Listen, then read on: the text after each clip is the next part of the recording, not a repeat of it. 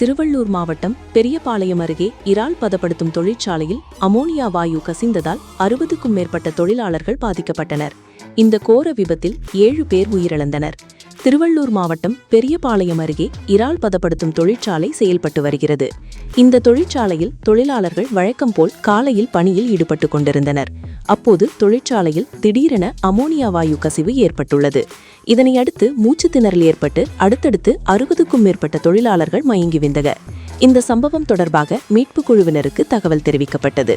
உடனே சம்பவ இடத்திற்கு விரைந்து பாதிக்கப்பட்ட தொழிலாளர்களை மீட்டு அரசு மற்றும் தனியார் மருத்துவமனைகளில் சிகிச்சைக்கு அனுமதித்தனர். இதில் 7 பேர் சிகிச்சை பலனின்றி உயிரிழந்தார். மேலும் சிலரது நிலைமை கவலைக்கிடமாக உள்ளதால் உயிரிழப்பு மேலும் அதிகரிக்கக்கூடும் அஞ்சப்படுகிறது. இந்நிலையில் அமோனியா வாயு கசிவால் 7 பேர் உயிரிழந்த குடும்பங்களுக்கு முதலமைச்சர் விஜய் இரங்கல் தெரிவித்த கையோடு நிவாரணம் அறிவித்துள்ளார்.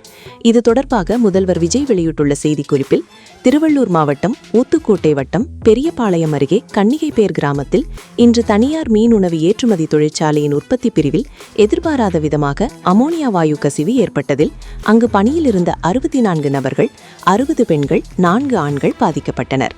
இவ்விபத்தில் துரதிருஷ்டவசமாக 2 பெண்கள் உயிரிழந்துவிட்டனர். 15 நபர்கள் அரசு மருத்துவமனையில் தீவிர கண்காணிப்பில் உள்ளனர். 23 நபர்கள் தனியார் மருத்துவமனையில் தீவிர சிகிச்சை பிரிவில் அனுமதிக்கப்பட்டுள்ளனர். 24 நபர்கள் தனியார் மருத்துவமனையில் அனுமதிக்கப்பட்டு கண்காணிப்பில் உள்ளனர். இவ்விபத்து குறித்து இயக்குனர் தொழிலக பாதுகாப்பு மற்றும் சுகாதாரத்துறை, கூடுதல் இயக்குனர் பொது சுகாதாரத்துறை மற்றும் தமிழ்நாடு மாசு கட்டுப்பாடு வாரிய உறுப்பினர் செயலர் தலைமையில் ஆய்வு மேற்கொண்டு முதற்கட்ட விசாரணை அறிக்கையினை 24 மணி நேரத்திற்குள்ளாகவும் முழுமையான விசாரணை அறிக்கையினை 3 நாட்களுக்குள்ளாகவும் சமர்ப்பிக்குமாறு உத்தரவிட்டுள்ளேன். இச்சம்பவத்தில் 2 பெண்கள் உயிரிழந்தனர் என்ற துயரகரமான செய்தியை கேட்டு மிகவும் அதிர்ச்சியும் வேதனையும் அடைந்தேன். இவ்விபத்தில் உயிரிழந்த 2 பெண்களின் குடும்பத்தினருக்கு எனது ஆழ்ந்த இரங்கலையும் ஆறுதலையும் தெரிவித்துக் கொள்வதோடு முதலமைச்சர் பொது நிவாரண நிதியிலிருந்து தலா 2 லட்சம் ரூபாய் வழங்க உத்தரவிட்டுள்ளேன். மேலும் அவர்களது உடலினை சொந்த மாநிலத்திற்கு அனுப்பி நல்லடக்கம் செய்வதற்கு அரசு செலவில் நடவடிக்கை மேற்கொள்ளவும் உத்தரவிட்டுள்ளேன். மேலும் இவ்விபத்தில் மருத்துவமனையில் அனுமதிக்கப்பட்டுள்ள நபர்களுக்கு சிறப்பு சிகிச்சை அளிக்கவும் உத்தரவிட்டுள்ளேன்.